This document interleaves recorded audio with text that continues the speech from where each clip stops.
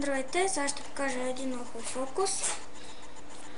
Така, изваждаме картите, ето ги.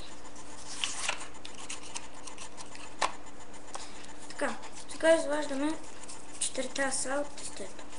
Така, само да ги намерим. Те са били отгоре. Виж, сега имаме 1, 2, 3, 4 аса. Ето. Взема сокопа, сокаро и асопик. Асопика го слагаме ето така, обърнат. Ето. Слагаме ги отгоре на тестето. И след това какво правим? Цепим. И след това цепиме още един път. И сега обръщаме с пътя и слагаме тестето. След това какво правим?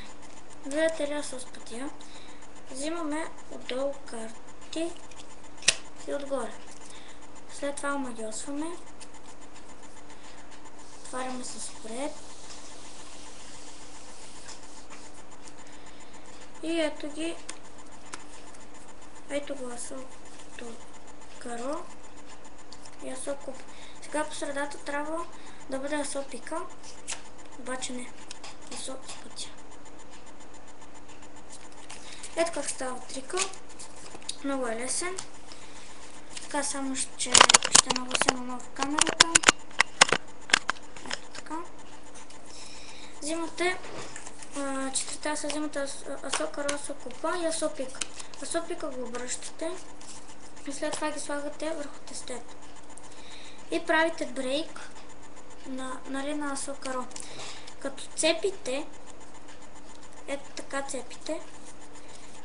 И вижте, сега като сте цепили тук асокаро и тук са другите карти. След това като цепите, взимате и асокаро, за да мога като качите да стане гръб.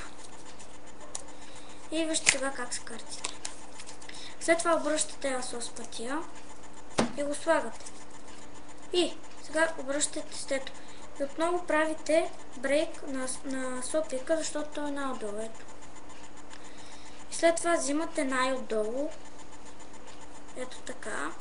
И тук асо купа и тук асо с пътя захупвате. Обръщате тестето. Правите спред. Търсите асата. Ето ги. Пускате.